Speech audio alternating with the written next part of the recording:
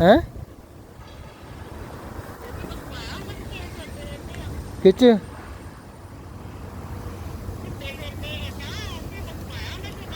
ਉਦੀ ਘੁੰਮਦੇ ਰਹਿੰਦੇ ਵਿਚਾਰੇ, ਉਦੀ ਘੁੰਮਦੇ ਰਹਿੰਦੇ।